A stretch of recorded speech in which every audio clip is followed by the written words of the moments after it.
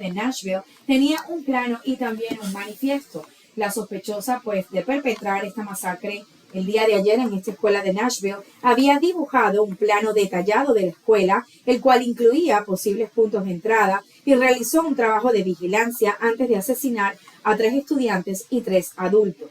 Las fuerzas de seguridad registraron en el domicilio de la joven, abatida por la policía, y encontraron un plano con los accesos a las instalaciones. Eso fue lo que afirmó el jefe de la policía, el señor John Drake. Tenemos un manifiesto, tenemos algunos escritos que estamos revisando y un plano sobre cómo iba a suceder todo esto. Eso fue lo que dijo el director de la policía.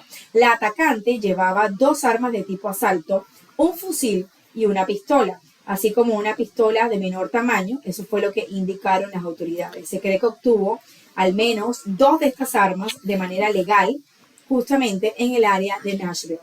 El sitio web de Covenant School, una institución presbiteriana fundada en el año 2001, identifica a Catherine Kuntz como la directora de la escuela, según su perfil de LinkedIn, donde había ocupado el cargo desde julio del año 2016. Drake no dio a conocer un motivo específico cuando se le preguntó al respecto, pero dio escalofriantes detalles de la planeación de este ataque. La tragedia del día de ayer se desarrolló en aproximadamente 14 minutos. La policía recibió el reporte inicial de un tiroteo activo aproximadamente a las 10:13 de la mañana. Los policías comenzaron a despejar el primer piso de la escuela, cuando escucharon los balazos provenientes del segundo nivel. Eso fue lo que informaron las autoridades. 2 policías de un equipo de 5 miembros dispararon en respuesta y mataron a la persona alrededor de las 10:27 de la mañana, 14 minutos después que ellos entraron en la escuela.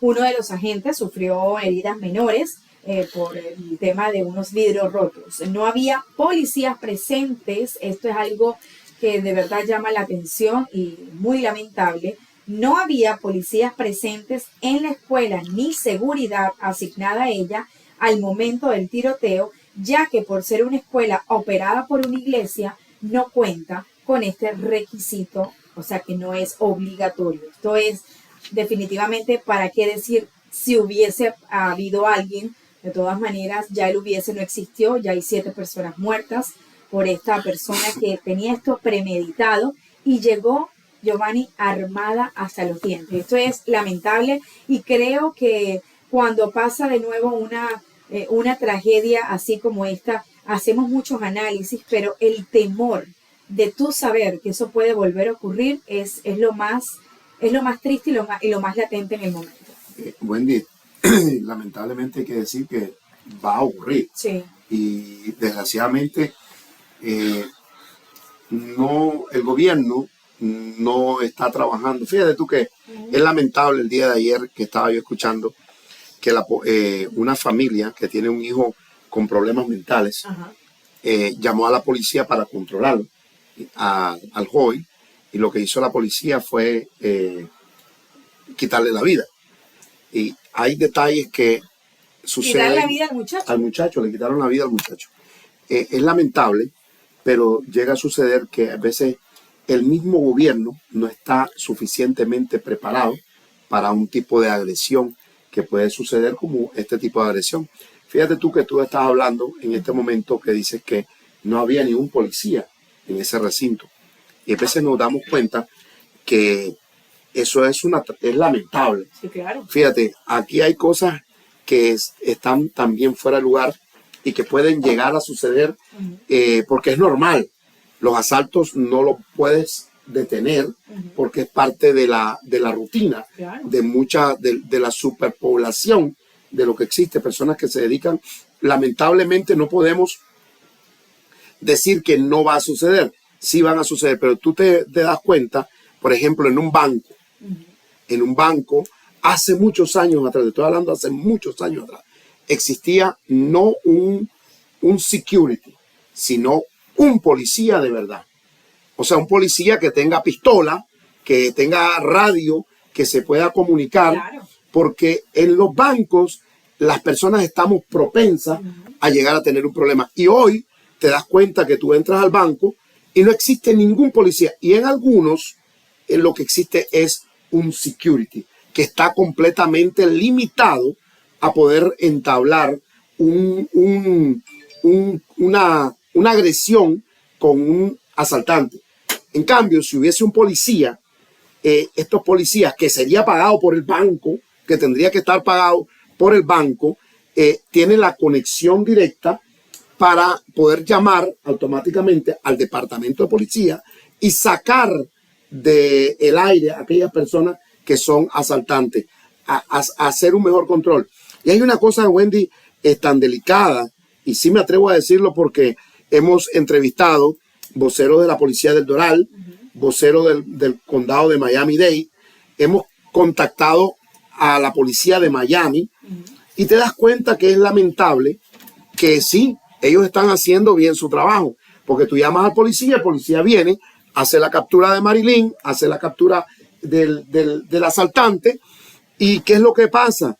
Que lo llevan a la prisión, y cuando lo llevan a la prisión, no pasa ni 72 horas cuando ese asaltante o ese criminal ya está fuera de nuevo. Entonces, es la parte de la autoridad la que te está teniendo problemas, es la parte del gobierno. Por ejemplo, aquí se le puede echar la culpa, y está bien, pero no va a poder pasar, porque las personas que conocen un poco de la historia de las enmiendas de los Estados Unidos, pues no va a permitir, bajo ninguna circunstancia, muchos cabilderos, muchas personas del Senado, muchas personas del Congreso de los Estados Unidos que están financiados y apoyados por las compañías que fabrican las armas, no van a permitir en ningún momento que las armas dejen de ser y de usarse con la libertad que se llegan a usar. Imagínate tú que es contradictorio que en los Estados Unidos estemos trabajando muchas personas para que eliminen las armas, porque este es supuestamente, entre comillas, correcto, lo que causaría mayor agresividad para nosotros, la comunidad. Pero tú te imaginas en este momento, Wendy, que el gobernador de los del estado de la Florida está permitiendo que una persona como Marilyn, como tú, puedan usar un arma, tengan derecho a tener un arma. Eso quiere decir que vamos a tener armas, personas que no estén previamente calificadas para usarla. Por un lado, estamos viendo el problema tan grande que estamos teniendo en las escuelas. Pero por el otro lado, estamos viendo un gobernador, y no solo el gobernador, porque el gobernador es el que dicta, ¿verdad? Pero hay personas que están acatando.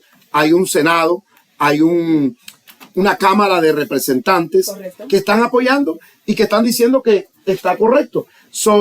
Es una situación que es bien difícil de poder analizar.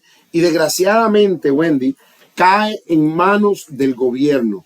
Es imposible que una persona, un policía, capture a una persona que traiga 3, 4 armas y que la lleve a la prisión porque insultó a una persona, hizo battery, o battery golpeó una agresión a una persona y la lleva en presa, pero en cuestiones es que estamos hablando no de 48 horas, estamos hablando de menos de 24 horas, esa persona ya puede salir en libertad y empezar un caso.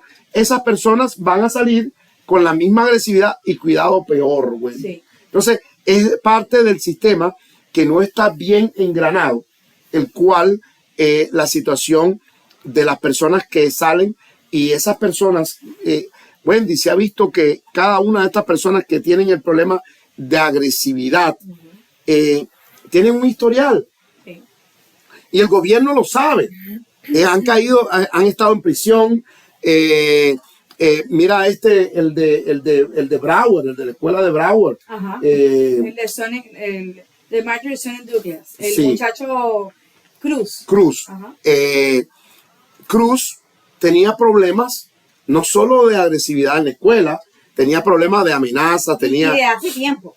Desde siempre, Wendy. Entonces, las autoridades no están presentes. No, y definitivamente... Y entonces ahí caemos en un problema tan mayor que entonces venimos y decimos, caballero, no son las armas, El problema que existe es que no se le da seguimiento a este tipo de personas que son agresivos.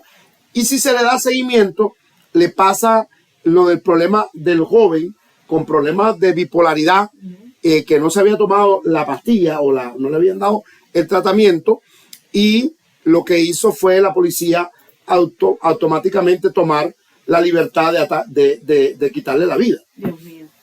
Definitivamente, y yo creo, Giovanni, que estamos en una situación donde se está hablando cada día de una tragedia, se está hablando cada día de una reforma. De hecho, vamos a hablar sobre esta nueva medida sobre armas, pero el tema va un poquito más allá. Si una persona con estos problemas de salud mental se les da el poder de tener un arma, se les está dando el poder infinito de una imaginación perversa, donde pueden llegar a cometer todo este tipo de actos, donde estamos viendo que inocentes pierden la vida, y personas, niños que desayunaron sus cereales, se vistieron, se pusieron el uniforme, se fueron a la escuela, y tener ese trauma de que murieron compañeros de ellos iguales, de su misma edad, es algo que es escalofriante definitivamente, y que Dios ampare a todos estos niños que están en las escuelas y que los libre de todas estas personas que, además de necesitar ayuda, necesitan las autoridades. Yo me recuerdo, Giovanni, que hubo un caso, no sé exactamente cómo se llama la persona, pero recuerda que fue algo con el tema del Departamento de Niños y Familia, que habían habido reportes a esta persona que tenía el caso de estos niños, y luego encontraron a los niños en una camioneta envenenada. ¿Te acuerdas que como que los metieron en unos tanques de veneno? Y cuando se investigó el más allá de todo esto, se dieron cuenta que habían reportes, que habían seguimientos, habían notas, y todo el mundo hizo caso omiso a todas esas notas y se perdieron vidas. Es el departamento de familia. De niños y familia. De niños y familia. Pero es que mira, en todos los lugares, centros de trabajo, donde no hay una supervisión, caemos en esto. Mira, la trabajadora social, eso depende mucho de lo de la trabajadora social. Sí, recuerdo, eran dos hermanos, dos niños que estaban en custodia, y estas personas, el señor y la señora, los maltrataban. Uno quedó en una bañera, murió en una bañera. Estos niños, Wendy, estamos hablando de todo un poco, ¿no? Porque nos salimos del tema, pero Children and Family tiene el departamento de seguridad, donde tienen que ir a visitar. La trabajadora social va a ver a ese niño en qué condiciones está, cómo es que está viviendo, tiene que pasar un reporte. Pero yo he tenido la experiencia, Wendy, y he visto la experiencia de muchos de estos trabajadores sociales que no hacen su trabajo correctamente. Que están trabajando y no van a ver al joven, o no van a visitar, hacerle el examen del testing, si está usando marihuana, está usando algún tipo de droga. Lo único que hacen es llamar al joven, decirle: mira, hoy en esta ocasión no voy a poder ir porque el tráfico está muy complicado, o al familiar no van, y hacen un reporte que es falso. Y se ahorraron el tiempo de ir a visitar al joven, dan un reporte, están recibiendo su pago, pero no están haciendo su trabajo correctamente. Tú sabes que hay cosas que, por ejemplo, en una ocasión, yo estoy hablando con un policía de una ciudad de acá cercana, donde él decía que era crítico ver cómo tú tenías que llenar tanto documento, hacer un reporte tan legible, con letra legible, con un reporte que cumpliera los requerimientos para que el departamento de carcelero pudiera tomarle el caso. Y eso se demoraba a él entre un promedio, no que no se lo estuvieran pagando, claro. Se lo están pagando el tiempo, pero es inaceptable que el proceso le dure a un policía alrededor de 5 a 6 horas para ir a guardar a una persona a la cárcel, y en cuestiones de 10 horas esa persona está afuera. Entonces, el sistema es el que no está funcionando. Así es. Y entonces estamos viendo que hay legislación. Da pena a veces que muchos de estos padres que tienen a sus hijos, como tú estás diciendo, que los están mandando a la escuela, donde se cree que van a tomar educación, donde van a hacer un aprendizaje, donde van a estudiar para ser personas de bien y que se topen con una persona que llega a quitarles la vida. Entonces, este tipo de situaciones llegan a suceder no porque se venden a mi criterio. Esto no tiene nada que ver Radio Luz Miami, 1450 AM, 101.9 FM. Esto es a nivel personal. Mi criterio no tiene nada que ver que las personas tengan armas. Ahora, dentro de lo que tengan armas, ¿para qué tú quieres un AK-47? Que son armas de alto rendimiento de balas y que en un sitio, en una cosa que no la vas a utilizar supuestamente. Entonces, tenía un fusil y dos armas de tipo asalto. Entonces ese tipo de armamento no está correcto que sean de acceso directo para las personas del diario. Yo considero que la enmienda no tiene nada que ver con la actitud de la persona, pero sí el gobierno, sí tiene que ver el gobierno con lo que está pasando en la parte de ser muy tolerante con el personal que está trabajando, muy tolerante con la forma de aplicar la ley. Déjame decirte también, Wendy, que a veces el sistema judicial en el cual nosotros nos estamos manteniendo no está funcionando. Pero no es que lo estoy diciendo yo. Hay estadísticas, hay cursos, hay clases donde se está viendo que el sistema judicial que estamos teniendo en los Estados Unidos no es adaptable para la cantidad de personas y delincuentes que están existiendo. Déjame decirte una cosa, es tan difícil llevar a una persona a la cárcel, meterla y que esa persona empiece a consumir dinero de nosotros los contribuyentes. Y aparte de eso, que son personas que al final te das cuenta que van a volver a salir. Entonces las ponen en unos programas, en un sistema de programa piloto que está haciendo el gobierno, como por ejemplo que la persona pague una multa, que se mantenga haciendo horas comunitarias, pero aún así, Wendy, tiene que calificar. Yo creo que tiene que pasar la persona que le den algún tipo de libertad condicional, tiene que pasar por una ayuda de aprobación psicológica mental. Claro. Porque si lo saltas a la calle con las mismas características de una persona que se llevó un semáforo o una persona que tuvo una disputa en un lugar y que las quieras calificar con personas que tienen demencia, con personas que sufren de algún tipo de enfermedad, con un tipo de bipolaridad y que las trates de igual manera que a una persona que tuvo un altercado en un centro comercial, por decirlo así, y que les dé las mismas condiciones, yo creo que es incorrecto. Y al final te vas a dar cuenta que es el sistema el que no está funcionando. Así es. No es la parte de la enmienda, la primera enmienda, ni la segunda enmienda, ni la tercera, ni la cuarta, porque todas estas enmiendas son de carácter técnico para un abogado, pero en realidad a nosotros nos viene beneficiando. Por ejemplo, hay la cuarta enmienda, que lo ha hablado José Compagnoni aquí con nosotros. La cuarta enmienda es una que se cree que tú estás protegido. ¿Por qué? Porque ninguna autoridad del gobierno puede entrar a allanar tu casa sin la previa autorización de una orden judicial.